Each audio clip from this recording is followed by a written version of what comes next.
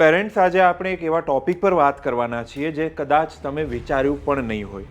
પણ આ video start કરતાં પહેલાં હું એક ચોખવટ કરી દઉં કે આ વિડીયો બનાવવા પાછળનો અમારો ઈરાદો માત્ર અને માત્ર આ વિષય પ્રત્યે જાગૃતતા લાવવાનો છે, અને કોઈ પણ પ્રકારનો અમારો ઈરાદો નથી. આપણે બધા આપણા બાળકોને સેફ રાખવા માગીએ છીએ, પણ શું તમને ખબર છે કે આપણા ઘરમાં જ એક એવી વસ્તુ છે જે આપણા બાળકો માટે ડ્રગ બની શકે છે? ફરી કહું છું, બની શકે છે. એનો અર્થ એ નથી કે એ વસ્તુને કેટેગરીમાં મૂકવી. હું વાત કરું છું કરેક્શન ફ્લુઇડ, એટલે કે આપણે જેને વ્હાઇટનર કહીએ છીએ તેની. હમણાં થોડા સમય પહેલાં જ ઊંઝાના ધારાસભ્ય કિરીટ પટેલે આ વિષય પર કલેક્ટર કચેરીએ જઈને રજૂઆત પણ કરી હતી. એટલે આ વિષય પર જાગૃતતા લાવવી તો જરૂરી છે. તો વોટ ઇઝ વ્હાઇટનર અબ્યુઝ? તમને લાગશે કે અરે વ્હાઇટનર તો એક સ્ટેશનરીની દુકાને મળતી સામાન્ય વસ્તુ છે, એમાં શું છે?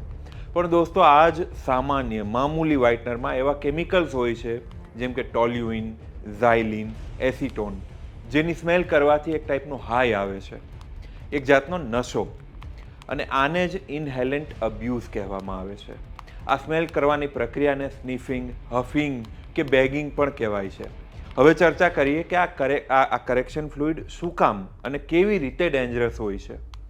પહેલું, એ ઇઝીલી અવેલેબલ છે. સ્ટેશનરી સ્ટોર્સમાં, ઘરમાં, સ્કૂલમાં ક્યાંય પણ મળી જાય ને કોઈ એજ રિસ્ટ્રિક્શન એમાં, કોઈ ઉંમરનું એમાં બાધ્ય નથી. બીજું, એકદમ સસ્તું છે. કોઈ પણ નશા કરતાં આ ખૂબ જ સસ્તું અને ખૂબ જ અવેલેબલ છે, એટલે બાળક આ તરફ જલ્દીથી વળી જાય એવું શક્ય બને. અને ત્રીજું અને સૌથી જરૂરી એ કે આ આપણને એકદમ સેફ લાગે. આપણને એમ લાગે કે આ તો ક્યાં કોઈ ડ્રગ્સ છે, આ તો સામાન્ય વસ્તુ છે, એટલે વાંધો નહીં આવે. અને આ જ આપણી સૌથી મોટી ભૂલ હોય છે. હવે તમને થતું હશે કે બાળકો અથવા કોઈ પણ વ્યક્તિ આવો નશો શું કામ કરે? તો પહેલું હોઈ શકે એક્સપેરિમેન્ટેશન. નાની એજ હોય, યંગ એજ હોય, તો કંઈક નવું કરવાની અંદરથી ક્યુરિયોસિટી હોય, એટલે એ તરફ વળી શકાય. બીજું હોય પિયર પ્રેશર. ફ્રેન્ડ્સ કરતા હોય તો કૂલ બનવા માટે કે પછી ગ્રુપમાં રહેવા માટે પણ ટ્રાય કરી લેવાનું. અને ત્રીજું હોઈ શકે ટેન્શન દૂર કરવા માટે. કોઈ સ્ટ્રેસ હોય, એન્ઝાઇટી હોય કે ઘરમાં પ્રોબ્લેમ હોય તો એનાથી ભાગવા માટે પણ કેટલાક બાળકો આવું કરવા માંડે. અને સૌથી જરૂરી કારણ, ખાસ જેના માટે આપણે અત્યારે આ વિડીયો બનાવી રહ્યા છીએ, એ લેક ઓફ અવેરનેસ, એટલે કે જાગૃતતાનો અભાવ. સૌથી મેઇન રીઝન. આપણને આના ભયાનક પરિણામો વિશે ખબર જ નથી હોતી. તો હવે જાણીએ કે કઈ રીતે ખબર પડે કે આપણું બાળક અથવા કોઈ પણ વ્યક્તિ આવું કંઈ કરતું તો નથી ને. ધ્યાન આપજો આ સંકેતો પર, કેમ કે આ જ આપણા માટે વોર્નિંગ સાઇન્સ છે. સૌથી પહેલાં શારીરિક સંકેતો, એટલે કે ફિઝિકલ સાઇન્સ પર વાત કરીએ તો બાળકના શ્વાસમાં, કપડાં પર કે રૂમમાં કેમિકલ જેવી વાસ આવવા માંડે. હાથ અને આંગળીઓ પર કે કપડાં પર વ્હાઇટનરના ડાઘા વારંવાર દેખાવા માંડે. વારંવાર નાકમાંથી લોહી નીકળવા માંડે. મોં કે નાકની આસપાસ રેડનેસ, એટલે કે લાલ થઈ જાય અથવા ઇરિટેશન ખૂબ વધવા માંડે. આંખો લાલ કે ભીની જ રહેવા માંડે. બાળક ઓછું જમવા માંડે, એનું એક્સપેક્ટેશનની બહાર વજન ઉતરવા માંડે. બાળકને ચક્કર આવવા માંડે, બોલવામાં લથડવા માંડે, ચાલવામાં એને તકલીફ આવવા માંડે, અસામાન્ય રીતે એને થાક લાગવા માંડે અને અસામાન્ય રીતે ઊંઘ આવવા માંડે. તો આ બધા ફિઝિકલ સાઇન્સ છે, એટલે કે શરીરમાં જે ચેન્જીસ આવે. અને હવે વાત કરીએ વર્તનમાં. બાળકના વર્તનમાં બિહેવિયરલ અને ઇમોશનલ કેટલા ચેન્જીસ આવે એના પર વાત કરીએ તો બાળકના જે સ્વભાવમાં છે ફેરફાર આવી જાય. ઘડીકમાં એ ગુસ્સો કરવા માંડે, ઘડીકમાં ઉદાસ રહેવા માંડે, ઘડીકમાં નિરાશ થવા માંડે. સ્કૂલમાં કે કોઈ પણ બીજી એક્ટિવિટીઝમાં, ગેમ્સમાં ક્યાંય ઇન્ટરેસ્ટ ના આવે. બાળક છે ને એ છુપાઈને કામ કરવા માંડે, એને એકલું રહેવાનું વધારે પસંદ આવવા માંડે. આ બધું એક્સટેન્સિવ જ્યારે થાય ત્યારે આ બધા લક્ષણો દેખાવા માંડે. ઘરમાંથી, હવે મેઇન વસ્તુ આ ધ્યાન આપવું પેરેન્ટ્સ તરીકે, કે ઘરમાંથી વ્હાઇટનર હોય કે ગ્લુ હોય કે નેલ પોલિશ રિમૂવર જે હોય છે, એ વસ્તુઓ વારંવાર ગાયબ થવા માંડે. પહેલી, બીજી, ત્રીજી, ચોથી વારે તો આપણને ખબર પડે ને કે આ અચાનક વસ્તુઓ ગાયબ ક્યાં થવા માંડી છે. પછી ઘરની આસપાસ કે બાળક જ્યાં નોર્મલી જતું હોય એવા એરિયાની આસપાસ કેમિકલની વાસવાળા ચીથરા, ખાલી ડબ્બા કે પ્લાસ્ટિકની બેગ આપણને મળવા માંડે. પહેલાં ખૂબ એક્સાઇટેડ લાગે બાળક, પછી અચાનક શાંત થઈ જાય, પછી એ કન્ફ્યુઝ થવા માંડે. તો યાદ રાખજો કે આ બધું કંઈ મજાક નથી, આ કોઈ વસ્તુની સાયન્સ છે. અને હવે આ જે કેમિકલ્સ છે એ બોડી માટે ઝેર જેવા છે અને એના તાત્કાલિક જોખમો શું હોઈ શકે? તાત્કાલિક એટલે તરત એક્સટેન્સિવ જ્યારે બાળક આવા નશા, બાળક કે યુવાન કોઈ પણ આ નશા તરફ જાય, એ ખૂબ વધી જાય ત્યારે એના જોખમો શું હોય? તો સૌથી ખતરનાક જોખમ છે sniffing death, sudden sniffing death syndrome, SSDS કહેવાય. આ સૌથી ખતરનાક છે. ક્યારેક બાળક કે કોઈ પણ વ્યક્તિ એક જ વાર વ્હાઇટનર પણ જો સૂંઘે તો હાર્ટ એટેક પણ આવી શકે છે. ખાસ કરીને જો બાળક એ પછી કોઈ ફિઝિકલ એક્ટિવિટી કરતું હોય ત્યારે આ શક્યતા વધી જાય છે.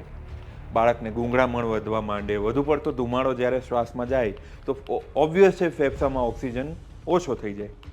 બીજું, બેભાન અવસ્થા હોય આવી સ્થિતિમાં ત્યારે કોઈ એક્સિડન્ટ થાય, નશામાં હોય ત્યારે ઉલટી જે છે શ્વાસ નળીમાં જાય તો એ પણ તકલીફવાળું. અકસ્માત થઈ શકે, બાળક બેભાન અવસ્થામાં કે નશામાં છે ત્યારે પડી જાય કે બીજું કંઈ પણ થાય તો એ અકસ્માત થાય.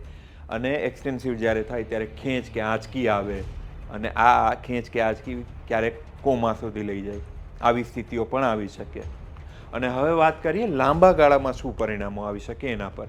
તો લાંબા ગાળામાં બ્રેન ડેમેજ થઈ શકે. આ સૌથી ખતરનાક છે, કેમ કે આ કેમિકલ છે બ્રેન સેલ્સને ડેમેજ કરે છે, જેનાથી મેમરી લોસ, શીખવામાં તકલીફ અને કાયમી બ્રેન ડેમેજ પણ થાય. બીજું, ઓર્ગન ડેમેજ થઈ શકે. આ કેમિકલ્સ જે છે એ કિડની, લીવર અને ફેફસાને કાયમી નુકસાન પહોંચાડી શકે. ત્રીજું, અનિયમિત ધબકારા અને હૃદયના સ્નાયુઓને પણ નુકસાન જેવા હાર્ટ પ્રોબ્લેમ્સ, બ્લડ પ્રોડક્શન પર અસર, બોન મેરોને પણ નુકસાન અને ડિપ્રેશન કે એન્ઝાયટી જેવી માનસિક બીમારીઓનું જોખમ પણ વધી જાય. તો હવે આપણે પેરેન્ટ્સ તરીકે આપણે શું કરી શકીએ? આપણે શું કરી શકાય? તો પેરેન્ટ્સ તરીકે અહીંયા આપણી ભૂમિકા છે ને ખૂબ ઇમ્પોર્ટન્ટ બની જાય છે. સૌથી મહત્ત્વનો ઉપાય છે કે ખુલીને વાત કરો બાળક સાથે. આવા બધા જે સબસ્ટન્સ છે એના વિશે, ઘરની બધી વસ્તુઓ વિશે ખુલીને વાત કરો તો બાળકને એ સમજાશે કે કઈ વસ્તુ સામાન્ય છે અને કઈ સામાન્ય વસ્તુ લાગતી ખતરનાક છે. અને આ ટાઈમે બાળકને જજ કર્યા વિના તેની વાત સાંભળો. તમે પણ જાણો, બાળકોને પણ જણાવો. આ રિપોર્ટમાં જે લખ્યું છે એ બધું તમે જાણો, તમારી ભાષામાં બાળકોને સમજાય એ રીતેની ભાષામાં બાળકને સમજાવો. તેમને કારણ કહો કે કેમ બોડી માટે આવા જે સબસ્ટન્સ છે ખતરનાક છે. ધ્યાન રાખો, કંટ્રોલ કરો. વ્હાઇટનર, ગ્લુ, ક્લિનિંગ સપ્લાયઝ જે છે એવી વસ્તુઓ સેફ જગ્યાએ રાખો. બાળકોની પહોંચની બહાર રાખો. પછી બાળકો કોની સાથે ફરે છે, શું કરે છે એના પર ખાસ ધ્યાન આપો. બાળકોને પોઝિટિવ એક્ટિવિટીઝમાં વ્યસ્ત રાખો.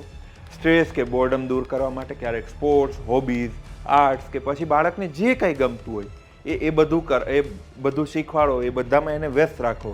બાળક પોતાની ફિલિંગ શેર કરી શકે, ફેમિલીનો બોન્ડ મજબૂત બની શકે એવું ઘરનું વાતાવરણ બનાવો.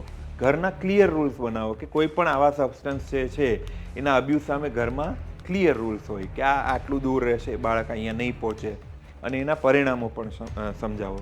અને સૌથી મહત્ત્વનું, જ્યારે પણ તમને આવી કોઈ શંકા જાય કે તમારું બાળક વ્હાઇટનર અથવા બીજા કોઈ પણ સબસ્ટન્સનો ઉપયોગ કરી રહ્યું છે તો તરત જ કોઈ ડૉક્ટર, કોઈ કાઉન્સિલર કે કોઈ એડિક્શન સ્પેશિયાલિસ્ટને કોન્ટેક્ટ કરો અને તેમની સલાહ મુજબ આગળ પગલાં ભરો. કેમ કે જલ્દી પગલાં ભરવાથી જ રિકવરી શક્ય બને છે. આ વ્હાઇટનર અબ્યુઝ જે છે એક સાયલેન્ટ એપિડેમિક જેવું છે, જેમાં આપણા બાળકોને આ ખતરનાક ખતરાથી બચાવવા માટે આપણે બધાએ જાગૃત થવું પડશે. એટલે આપણી સતર્કતા, આપણો બાળક સાથેનો ખુલ્લો સંવાદ અને સમયસરની મદદ આ જ આપણા બાળકોના ભવિષ્ય માટે સૌથી મોટા હથિયાર, શસ્ત્રો છે. નમસ્કાર.